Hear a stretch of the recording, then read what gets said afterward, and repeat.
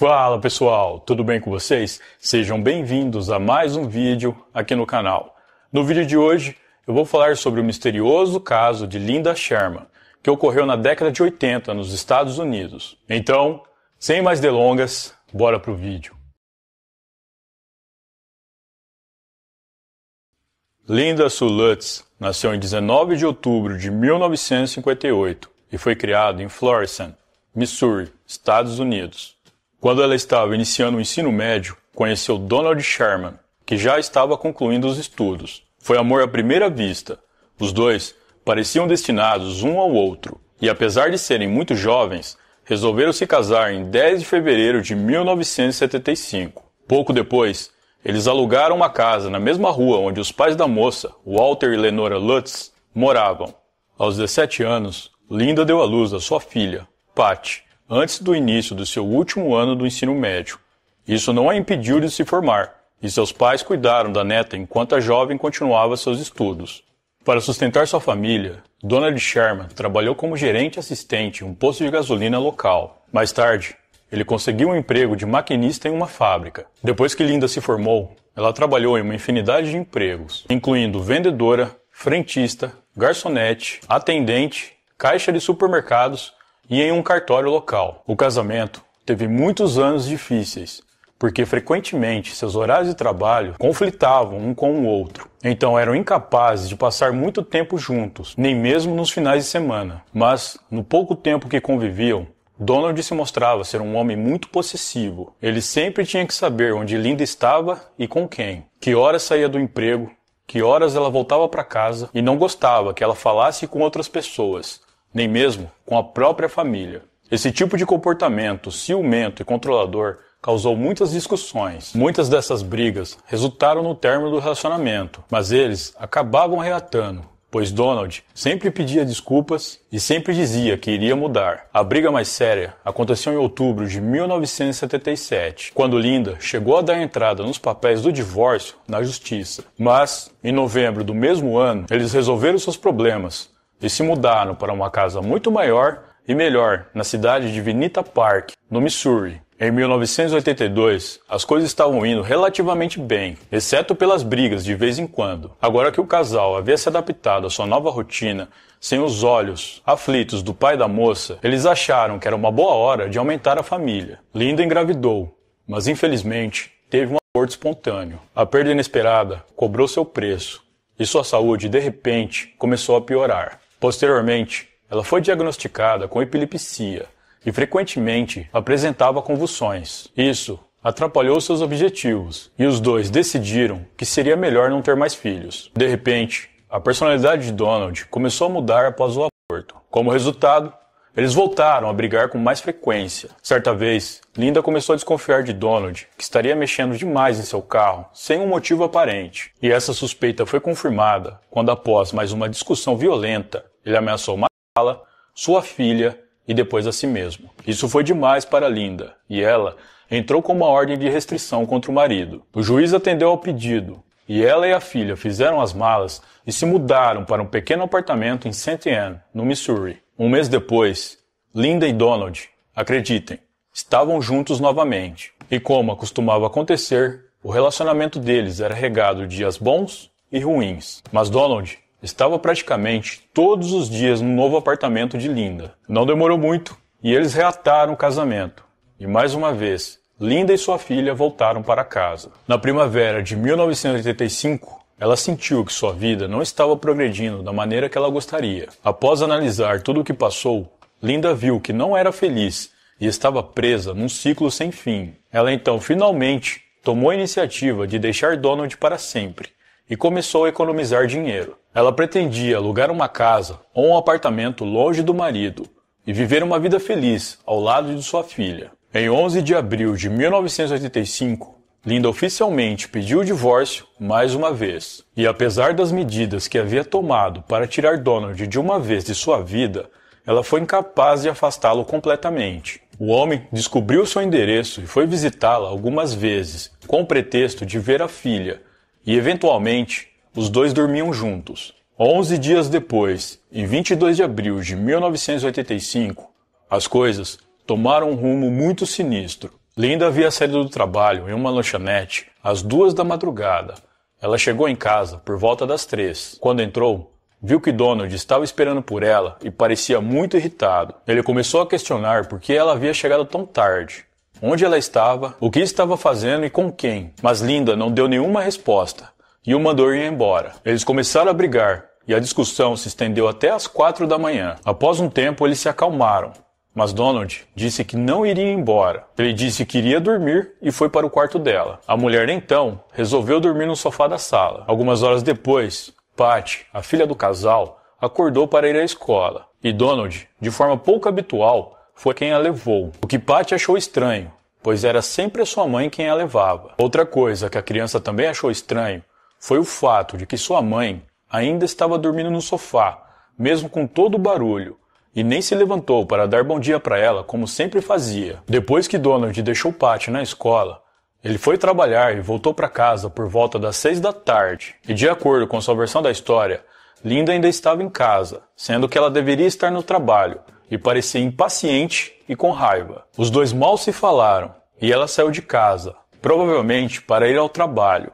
Depois disso, Linda nunca mais foi vista com vida novamente. Quando ela não chegou em casa após o trabalho, Donald não se preocupou muito, pois já estava se tornando um hábito a mulher chegar de madrugada. Ele também acreditava que ela estava tendo um caso, e foi por isso que os dois discutiram na noite anterior. No entanto, 24 horas depois que Linda saiu de casa e nem foi para o trabalho, alguns amigos dela ligaram para os pais da mulher. Eles então pediram a Donald que fosse à delegacia e fizesse um relatório de desaparecimento. Enquanto isso, a família de Linda saiu freneticamente em busca dela por toda a cidade e distribuiu cartazes por toda a comunidade, chegando a oferecer uma recompensa de $1.000 por qualquer informação que tivessem a respeito do paradeiro dela. Depois de vasculhar em cada canto da cidade, eles finalmente encontraram seu carro, um Volkswagen amarelo que estava abandonado no estacionamento do Aeroporto Internacional de St. Louis. Não havia nada que indicasse uma luta dentro ou ao redor do veículo. No banco de trás tinha um chapéu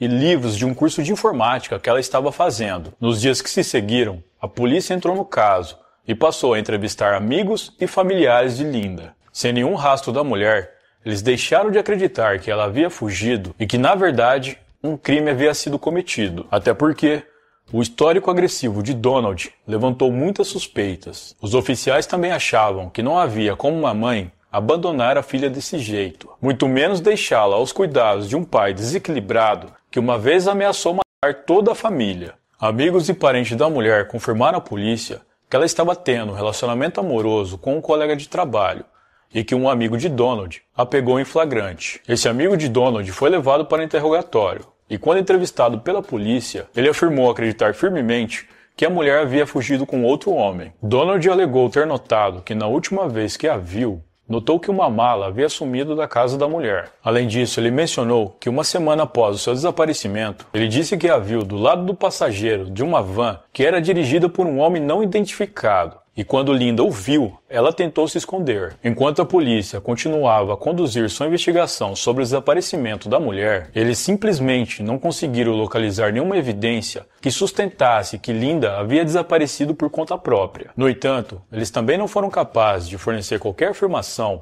que ela foi vítima de um crime, muito menos de que Donald estivesse envolvido nessa história. A única informação que tiveram em entrevistas com familiares, colegas e amigos de trabalho era que ela não tinha inimigos e também não havia discutido com ninguém recentemente, além do seu marido Donald. Pouco tempo depois do desaparecimento, Michael Webb, um jovem supervisor da patrulha policial de Vinita Park, foi designado para investigar o caso. Ele interrogou Donald várias vezes, mas além do testemunho de amigos e familiares do seu relacionamento violento com a mulher, não havia nenhuma evidência para acusar o homem. Porém, ele se recusou para ser submetido ao teste do polígrafo. Para todos, Donald era o principal suspeito do desaparecimento de Linda, apesar de não haver nenhuma evidência para apoiar essa teoria. O homem ficou revoltado e protestou sobre a suspeita, dizendo que a polícia estava concentrando todas as investigações nele e se recusavam a considerar a possibilidade de que ele fosse inocente. Com o passar do tempo, a falta de respostas afetou a família de Linda. Patty foi morar com os avós maternos e ficava com eles durante toda a semana. Donald a buscava aos finais de semana, quando não estava trabalhando, mas ele estava tendo problemas para lidar com toda a situação. Ele estava convencido de que Linda abandonou a sua vida, fugindo sozinha ou com outro homem. Por fim, Donald começou a afogar as mágoas bebendo muito. Conhecidos e amigos disseram que o homem estava muito abalado e triste. Ele voltou a morar com os pais e deixou a filha com seus avós maternos. É dito que o relacionamento dele com seus pais era bastante agressivo. Algum tempo depois, a mãe de Donald, Audrey Sherman, matou o marido com um tiro, Charles Sherman, pai de Donald, que era alcoólatra. A família de Donald era desestruturada e as brigas e discussões eram frequentes. Depois disso, a sua vida entrou em uma calmaria. E ele tentava se reerguer sob os olhares incriminatórios de toda a cidade. Depois de 5 anos sem respostas e um caso arquivado, surgiu uma nova pista sobre o caso de Linda. Aproximadamente ao 12:30 do dia 28 de junho de 1990, 2 comissários de bordo da empresa Trans World Airlines foram almoçar no restaurante mexicano chamado Caso Gallardo, em Bridgeton, Missouri. Eles se sentaram numa mesa, perto de uma janela de vidro, e quando olharam para fora, notaram o que parecia ser um crânio humano descansando do lado de fora, próximo aos arbustos. Eles rapidamente alertaram o gerente do estabelecimento, que em seguida chamou as autoridades locais. Se encontrar um crânio não fosse bizarro o suficiente, Donald Sherman estava no mesmo restaurante quando o crânio foi encontrado, pois ele costumava beber no local. O oficial Walter Murtert e seus investigadores chegaram no local e isolaram a área. Eles enviaram o crânio ao necrotério de St. Louis para ser analisado pelo médico legista. O crânio era feminino e parecia ser de uma morte recente. Além disso, não havia muito mais informações que pudessem ser obtidas. Nada mais foi encontrado na cena do crime. O crânio foi posteriormente colocado em uma prateleira no necrotério e esquecido. Alguns policiais chegaram a achar que ele havia sido roubado do cemitério para uma espécie de piada macabra. Só depois de 14 meses, em 6 de setembro de 1991, o Departamento de Polícia de Vinita Park, que nem sabia da descoberta do crânio, recebeu um envelope lacrado. Dentro havia um papel timbrado do mesmo restaurante em que o crânio foi descoberto. E no verso, uma única frase escrita em tinta roxa, com letras maiúsculas, dizia: "A polícia de Bridgeton está com o crânio de Linda Sherman." Depois disso, novos testes foram feitos no crânio e o registro dentário confirmaram que ele realmente pertencia a Linda Sherman. Com essa informação surpreendente, a polícia visitou a família da mulher e deu a notícia para eles. Patty, então com 16 anos, ficou arrasada, mas pelo menos teve uma resposta sobre sua mãe, mesmo que não fosse a que ela esperava. Não muito tempo depois, o crânio de Linda Sherman foi enterrado no cemitério de Stedman, no condado de Callaway, Missouri. Com essas novas informações, o caso passou a ser investigado como homicídio. Na esperança de obter evidências da carta misteriosa, a polícia enviou conteúdo para o laboratório criminal do FBI, em Washington. Mas nada substancial foi coletado, nem mesmo uma impressão digital ou um DNA. Quem quer que tenha escrito a carta e enviado, aparentemente tomou todo o cuidado para não ser rastreado pela polícia. Michael Webb e outros investigadores voltaram a entrevistar amigos, familiares, colegas de trabalho e qualquer outra pessoa que tivesse contato com Linda. Ao longo desse processo, uma ex-namorada de Donald disse para a polícia que ele havia confessado o homicídio de Linda para ela, mas não havia nenhuma evidência que confirmasse isso. Donald chegou a dizer à polícia que o dono do local onde Linda trabalhava estava ligado com uma quadrilha de traficantes e que ela provavelmente foi silenciada, mas nada corroborava com essa teoria. Algum tempo depois, após um boato, Michael Webb